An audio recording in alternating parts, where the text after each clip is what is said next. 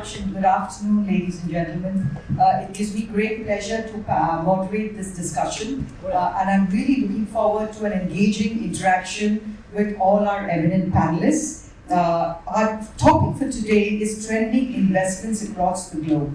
And we have our panelists representing 12 countries. So you have all of them here today to address your concerns, telling you the benefits of investing in the various countries that they represent. I'm really looking forward to this engaging discussion. You must be aware that there are many advantages of investing abroad, especially for Indians, and they could be doing that for various reasons.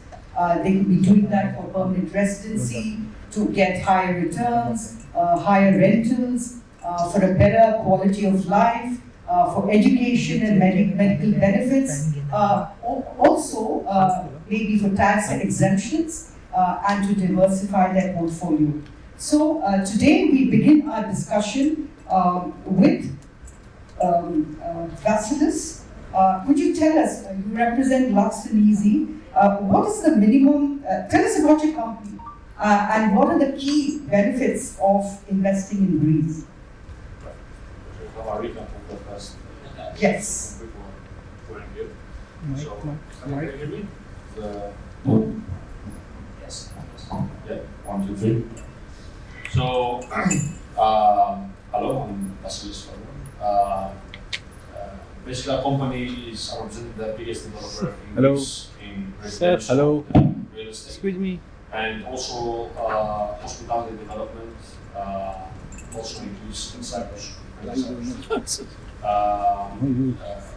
We are basically, this is Captain Filton, we worked in the country, so definitely have a lot of years of experience in Greece and Cyprus. It's a big market and very strong position as well. At the moment, our company has a vertical development structure, let's say, of all both white and blue collar people. So we are able to service our clients and partners A to Z, from the design stage, let's say architecture, development, engineer, project management, but down to the legal and administrative part of the whole process and the property management after sales service.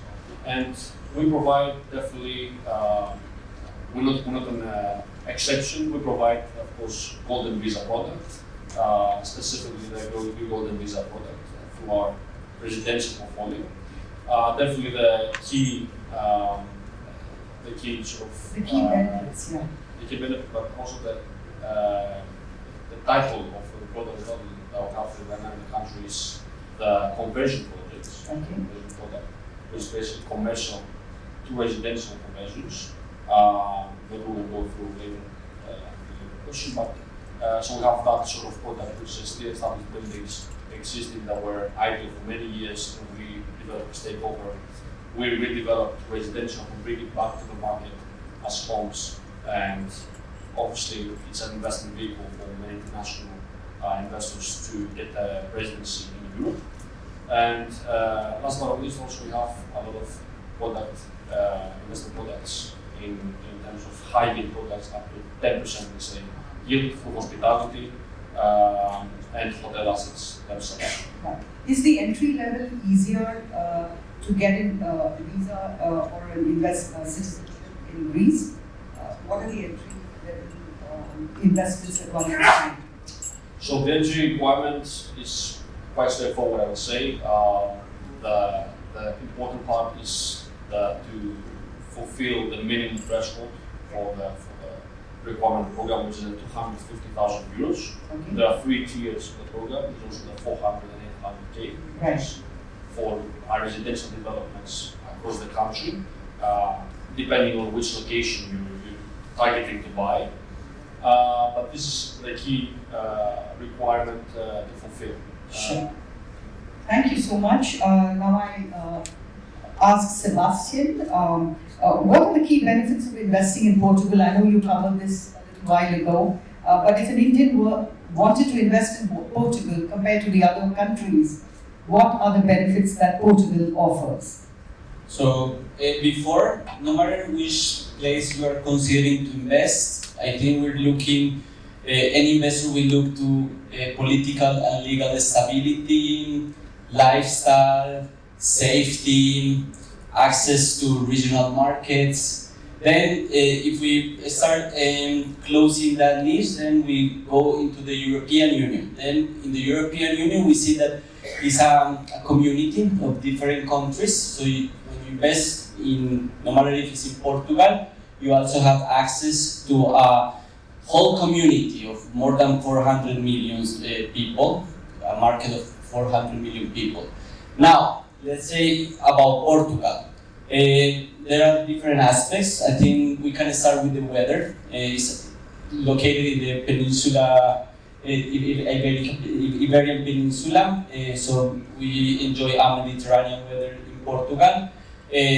Let's see also about the language. Besides Spanish, Portuguese is also, because besides Portugal, we have Brazilians and some countries in Africa, where in terms of education give access to an opportunity to study not only the Portuguese language, but also the opportunity to access into the Latin American and market. And how's the job opportunities in Portugal? We see that, for example, in terms of GDP, the economy grows by 1.9% last year. The country has developed, there is an industry diversification in tourism, innovation sector. Portugal is a tech hub. Actually, one of the major tech summits happen in Portugal is the Web Summit. So the country has led great opportunities. Yeah, great opportunities of investment. Thank you. My next question is to Rahim Lakhani from TLG Global.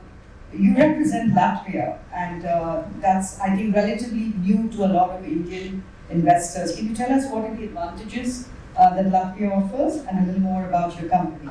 Absolutely. Thank you so much for hosting us. You've been such a kind host. Really appreciate that, and to IREX as well for having us.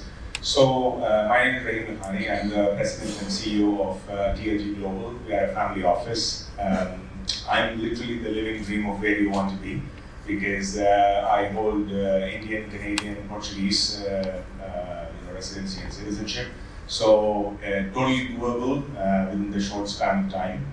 Now, what our family office does, we are a licensed asset manager, which is by the Portuguese regulator to begin with, which is the equivalent of SEBI. We manage circa 150 million euros today over 27 different projects. We have a large team of around 450 people headquartered in Portugal, but spread over 8 different countries. So we are in Portugal, in Latvia, in Malta, in China, in Hong Kong, in Dubai, and of course in India. Our office in India is in Hyderabad. And the reason why, like I said, we are headquartered in Portugal, but the reason why we have ventured into Latvia, it's a very interesting country. Obviously, it borders Sweden, it borders Lithuania, Estonia, and the Baltic states, and Russia on the other side. Now, everyone here, let's be honest with ourselves. We are selling our products here on the panel, which is real estate or venture capital or investment funds or business investments. But these are products, these are golden visa products, for which there is a literal one benefit. The one benefit is that without your physical presence, you get a residency card. This is the literal only benefit. Okay, without you uprooting your lifestyle here locally, where you have your good businesses going on and everything else is going on, you can still go for that residency card. And this is the reason why someone is going for a golden visa. So having that logic clearly defined, we compared all the countries alike, and let's be very honest in terms of numbers. 100,000 euros is what we came up with, which is 94 lakhs. That is literally the cost of the residency card that is offered in Latvia, and that's exactly where an Indian client would wake up at and say, you know what, this is one of the most pocket friendly. And on the other side, compared to all the timelines that is happening between Portugal, Greece, Malta, and everywhere else, within 3 months of your application, you're getting a residency card. This is absolutely the fastest and the most pocket-friendly residency card. That's so interesting to hear. I'm sure all the people sitting here would be interested in exploring that as well. My next question is to Taco. We had a very interesting session before lunch, and you represent a lot of countries, including Cyprus, Bali, Thailand, Malaysia, and Abu Dhabi. All of these have various options to the residency program or golden visa, etc. Also, there are restrictions in some way to own properties or also own freehold land in Malaysia, as you mentioned. Can you just give us a broad overview of these various countries that you are representing today? What's different, what's common, and what are the key drivers that you would advise the clients to look at when they look at any of these countries? Wow. That's a big one. That's a question. You're running a very big How much time do we have? I'll give you 5 minutes. 5, okay.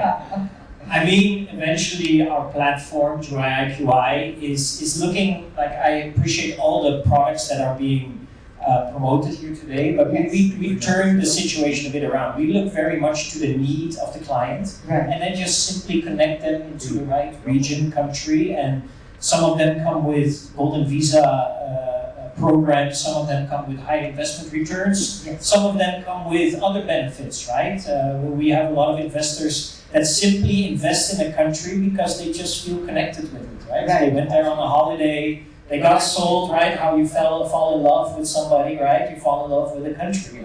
And because of that, you got sold. I fell in love literally with Malaysia when I got, and I'm now there for 9 years. So now the food of Malaysia is keeping me there somehow. So in the end, it is so many various of reasons that people choose to invest outside, but going back to the main point of the presentation just now, it's investment, immigration, or education, right? Which is a big 3 main topics, and there are specific restrictions and specific benefits in certain countries. And as we individually look at every investor, it's really a unique story, every single one of them, right? Overall, the most important part is that once they decide to go into one of these countries, they want to have good guidance, they want to have a good partner, and it is all about the small things, right? They always say, don't sweat the small things. Well, when you invest into a country like in Southeast Asia or in the Middle East, we find ourselves a lot of times people reflect back to the country where they come from and then say like, okay, well, this is how things work in our country. Well, it's not how it works in that country, right? So in that way, we have to guide them, literally hold them by the hand, and it doesn't, it's difficult if you don't have local partners in those countries, right? So back to your country, there are restrictions, but I mean, the world is opening more and more, and at the same time, at other places, it's closing more and more, right? Yes. So in that movement, we always have to stay updated, see what is happening. Next year, it's going to be a different story again for many countries, and overall, based on geopolitical, challenges and all those things, uncertainties, it will keep moving, right? And as long as we inform everybody, I think there's plenty of options out there. Of course. Thank you so much. Which brings me back to Girish. Girish, thank you. It's nice to reconnect again on the same platform. And EB5 has been discussed threadbare over the morning, etc. I would love to know about what is attracting. Of course, it's a very, very coveted, coveted space to get the EB5 and get access to citizenship or residence in the US. Can you just tell us more about what is happening currently? What are the benefits and what do customers have to keep in mind when they apply? I believe now there's a time limit where you can apply to September, after which there could be a backlog. Could you just give us an overall guidance of what's happening now with the EB5 and what recommendations would you give our people here? Thank you, Reshmi. So as far as EB5 program is concerned, the investment amount still remains at $800,000. That's the minimum amount, which allows the main applicant, spouse, and unmarried children below 21 years all of them to get a green card or permanent residency for the US. The uncertainty that you mentioned, so the backlog is something which is basically more number of applications in and less number of visas which are allotted. And it's not a new phenomenon, it's called retrogression or visa backlog, and that has always been the case even with the previous law as well. So currently EB5 is governed by Reforms and Integrity Act of 2022. So what this law has essentially done is that it has created two separate queues for EB5 applications. So someone who's applying with 800,000 right now falls under the new queue, and people who have applied prior to 2022, they fall under the previous law or the previous queue. So there is a backlog for the investors who have invested previously prior to 2022. However, there is no backlog as of today. So someone who is applying right now, there is no backlog. So that's great opportunity for all of you all to consider. Within the short period of time, you can check out with all the companies concerned who presented the EB5, including Girish, as to what are the ways that one can obtain this and move quickly in that regard. Am I right? Yes. Okay. Which brings me to Till Newman's name. Hi Till.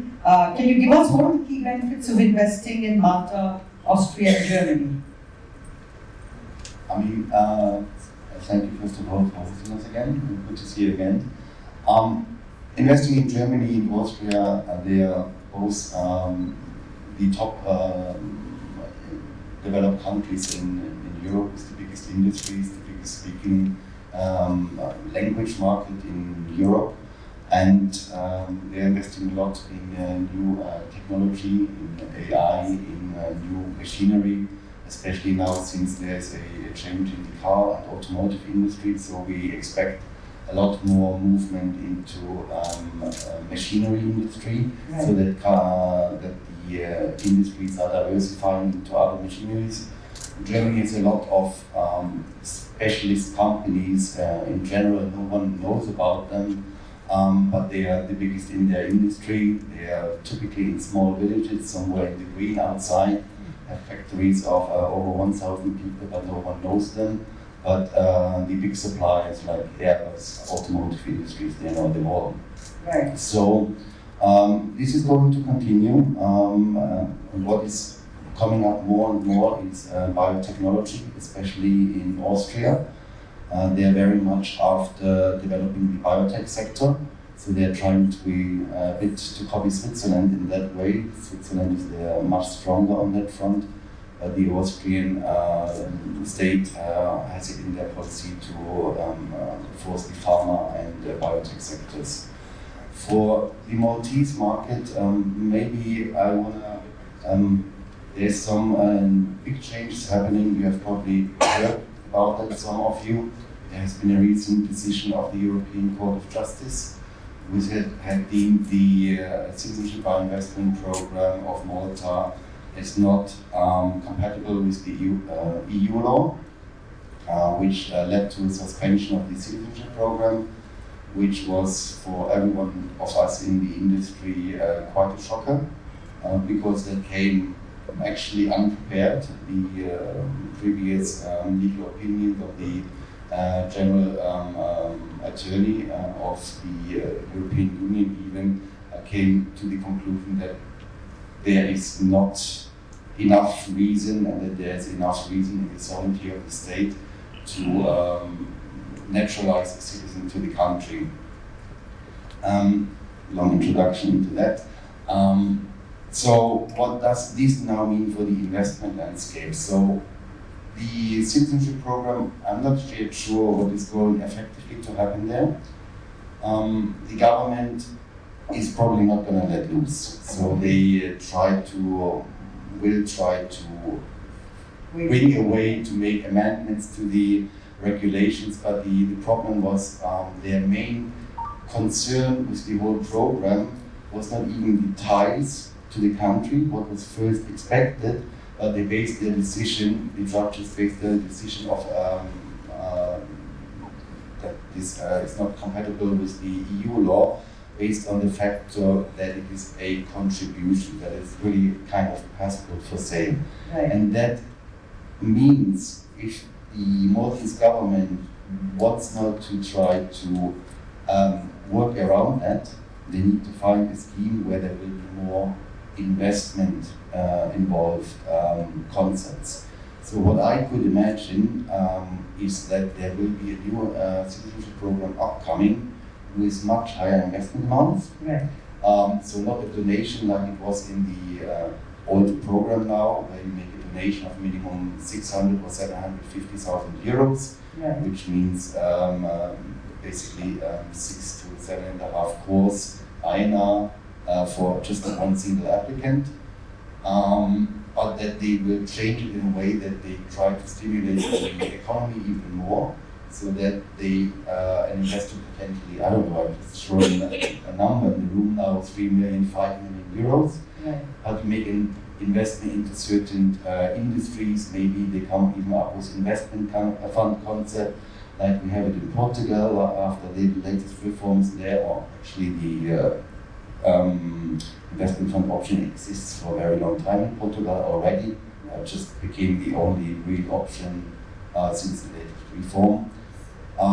So I think there will be a lot developing, but we are not yet sure where the journey is really going. So it will be really exciting to follow what is happening in the next couple of weeks and months. Yeah, I think Indians and a lot of people across the world are looking at various options all over, and of course with the political uncertainties, each one is weighing their options and what is the best area to invest in, and that's happening. If you look at the wealth report that Knight Frank had come out with, we have a burgeoning number of millionaires and billionaires, and they do look at diversifying their portfolios, and the fact that all of us are sitting here representing 12 countries clearly shows that today it's a global market with global opportunities.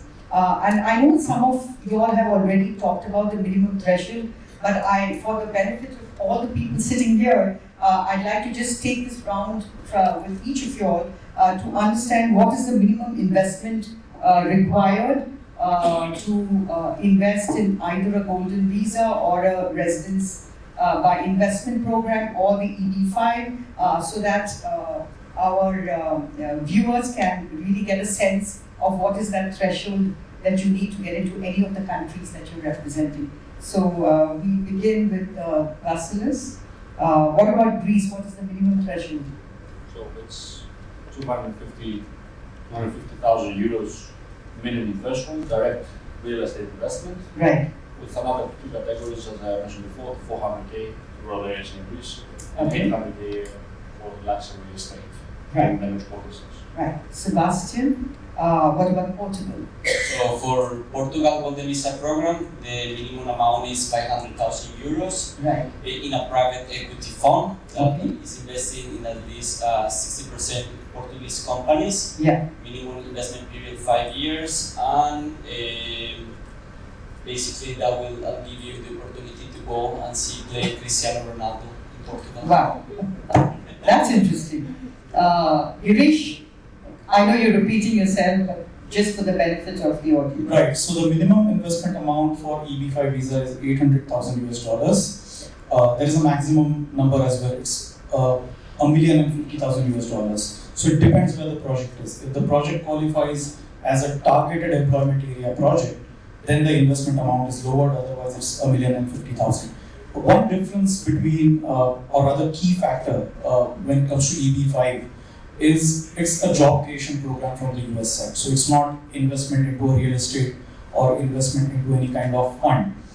This is basically investing in a qualifying business. So that is where the regional centers comes into picture, where regional centers are the ones who source these qualifying projects wherein investors can pool in their funds, and those funds will be utilized for construction of some asset class, thereby creating 10 full-time American jobs at the back of your 800,000 worth of investment. So that's a key factor or key difference between other programs and US EB5 program, where it's not a real estate that you're going to own, rather it's sort of owning a piece of a business which is creating those 10 full-time jobs. Once you have your green card, once the funds are returned back into the partnership, when you have pooled the funds, you can get the funds back, but you don't own any part of a real estate. So that's the key difference. Great, thanks. Taco, what about Cyprus, Bali, Thailand, Malaysia? What are the entry level amounts? There's a lot of Cyprus 300,000 euros for Okay. residency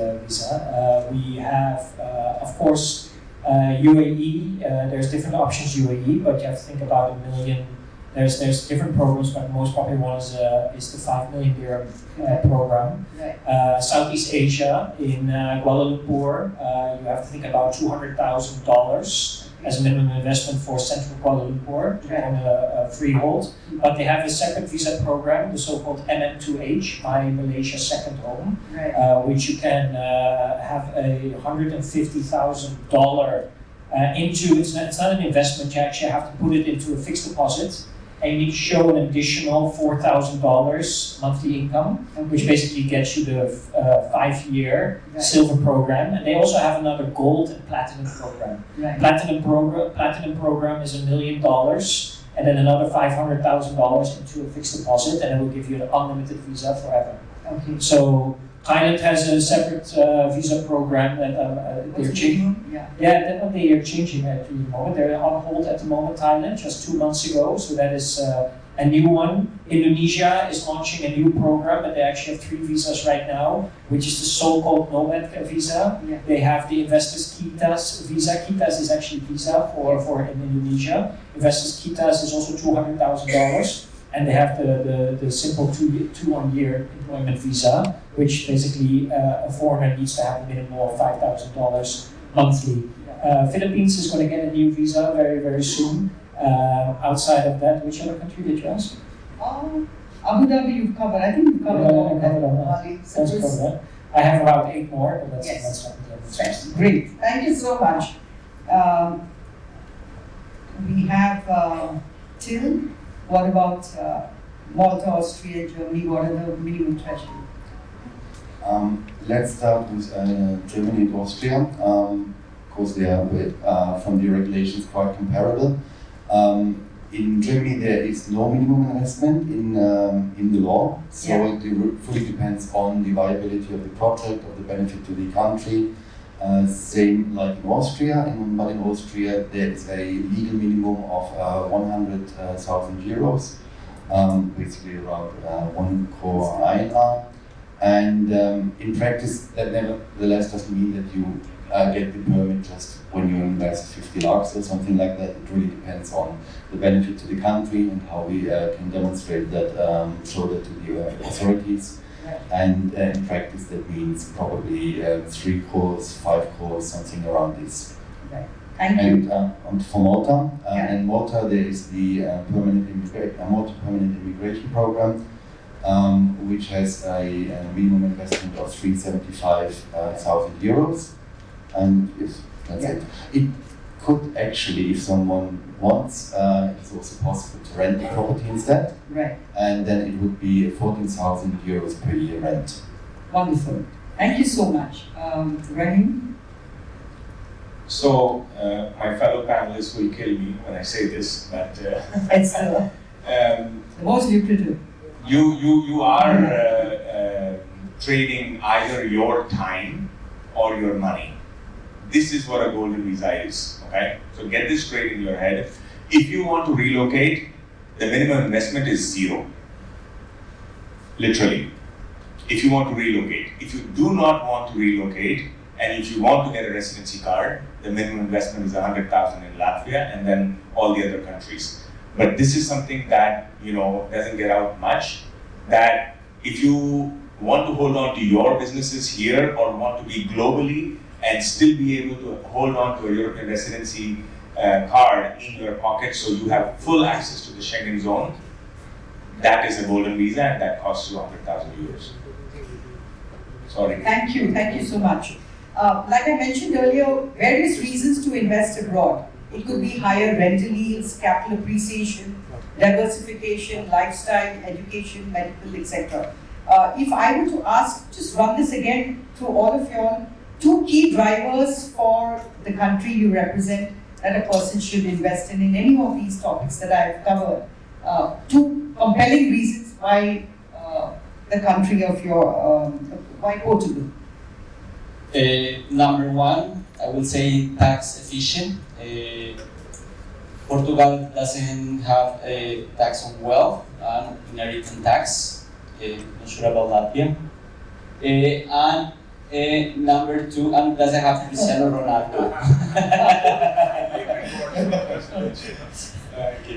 And well, number two, I would say also the economy of the country. I would say that three important factors when you do an investment, no matter in which country and no matter what type of investment you're doing. Location, location, location. So it's very important to consider that when you are looking into a country, because at the end, yes, this is a resident card opportunity, but also an investment. You're putting some money into a place that you're looking to have returns and capital appreciation. Thank you. Vasilis, what about you? So I would say very important is the fact of the location again.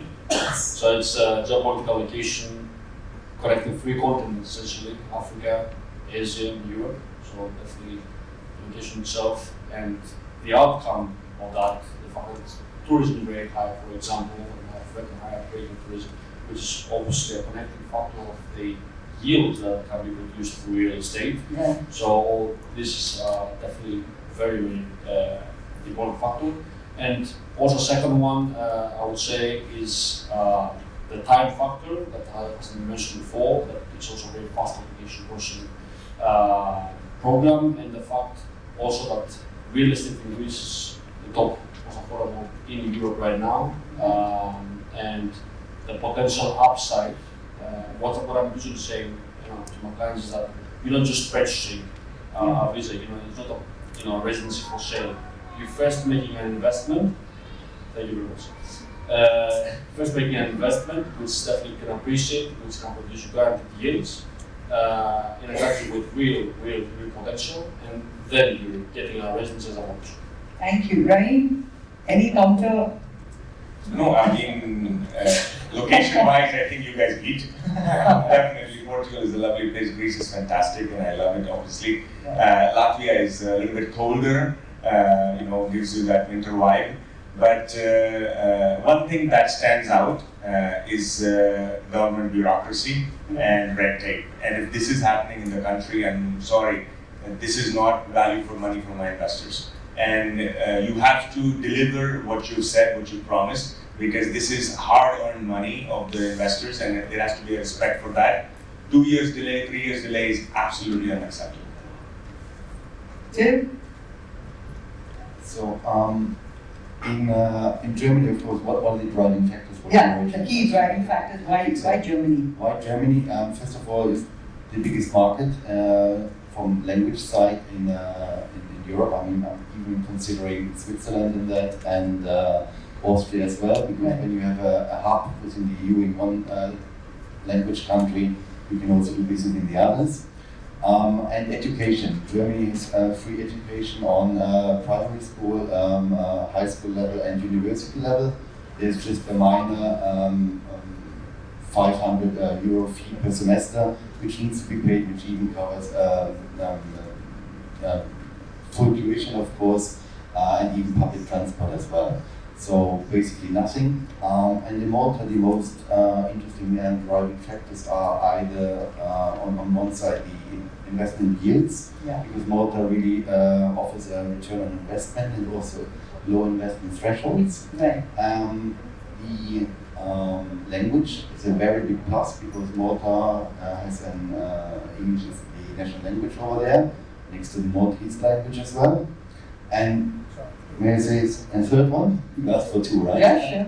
The taxes. Malta is probably most interesting from the taxes anywhere in Europe, and it's unbeatable. We have a corporate tax of 5% for non-resident investors, and for the personal individual, if you become a private resident in Malta, they do not tax anything what you do not bring to Malta.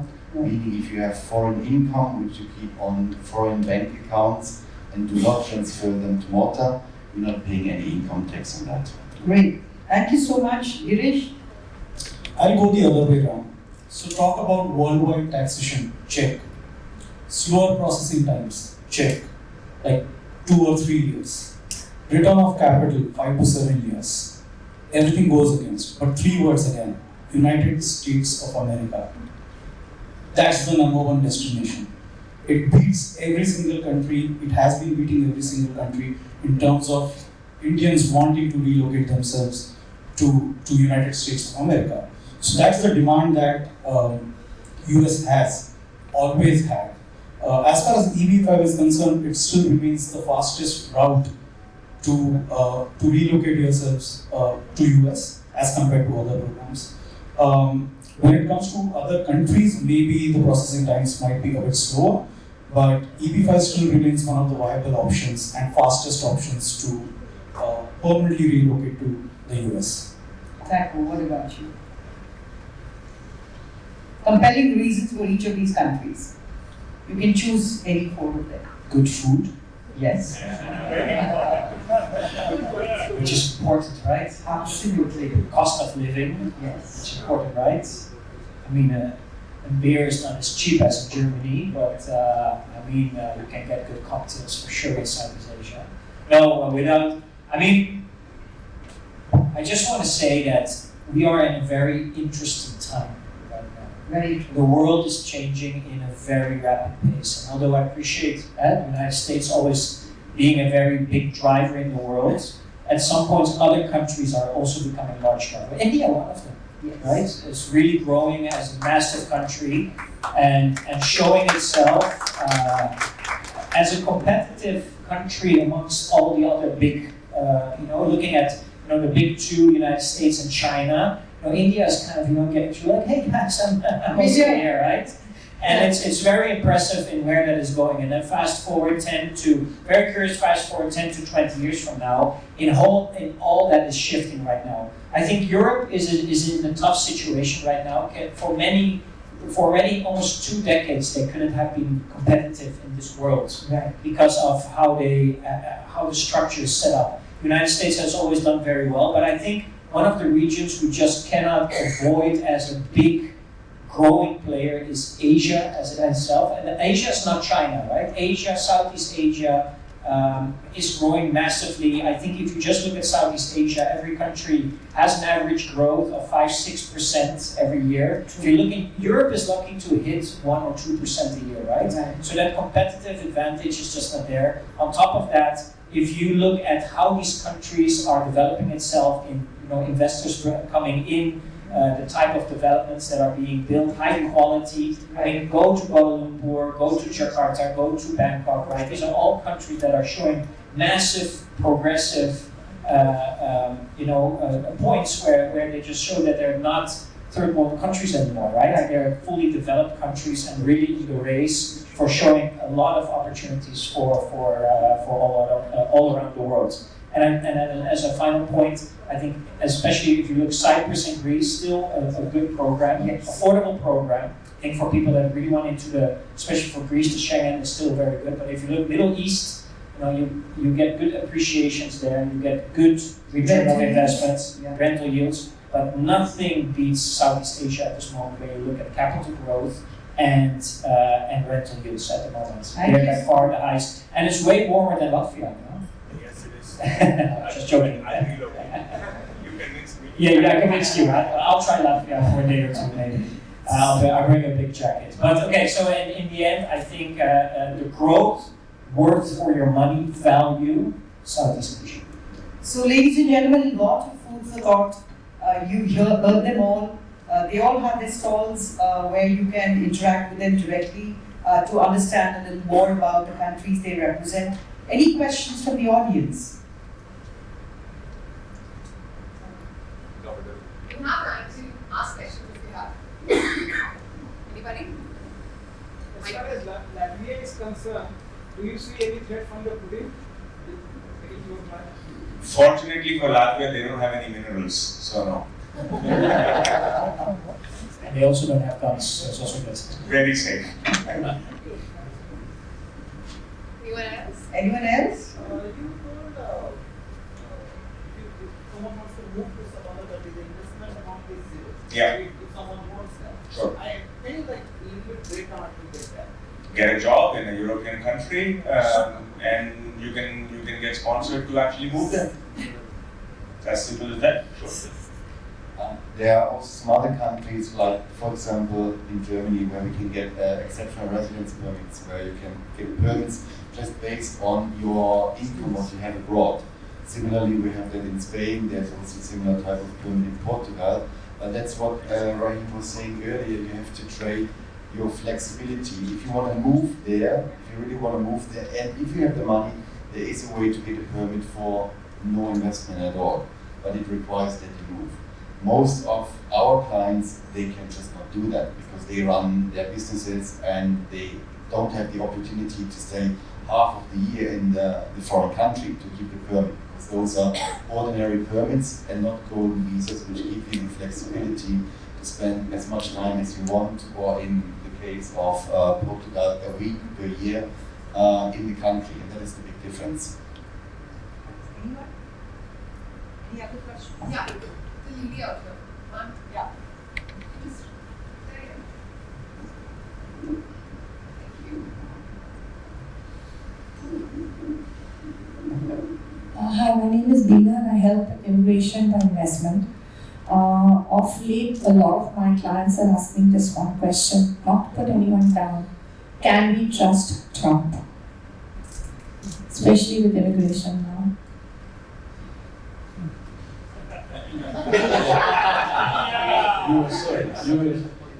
I'm putting a spot over here. But see, we need to look at the policies. It's not about trusting one person, it's the whole administration which comes into play. What we have observed is the current administration is result oriented. When it comes to immigration, they are trying to crack down illegal immigration. Now, I've been to US, I just visited last month, no issues whatsoever, entering, exiting while I was there. So, and I did speak with a lot of people as to what kind of experience they had at the port of entry, whether they had to go through secondary. I think most of the times the issues are highlighted, but not with full facts. So the things that you see in the media, sometimes the knowledge which is shared by them is based on few facts, but most of the facts don't come out as well. But when you visit and when you see what's happening on the ground, you will come to know that sometimes the things which are shown and sometimes the things which we observe on the ground are different. So that is what my personal experience has been when I was in the US. And yes, things are stringent, things are stricter, but not necessarily bad. So students who have stayed there for 7 years after doing their student visa and then got jobs and all, suddenly they've got memos. I mean, there has been no reason. This is real again. I mean, it's not I'm not a social media, I'm not trying to hide, but this is something scary because if you're going to put so much money, let's say a family wants to take their entire family by paying that much money to an EB-5. Later, you don't want your children, to be stuck with such a situation where you're answering awkward questions and you're asked to leave the country. That's what scares us, that's nothing else. Right, so there is a difference between non-immigrant visas and immigrant visas. So as a green card holder, you have much more rights as compared to a non-immigrant visa like a student visa or H-1B visa.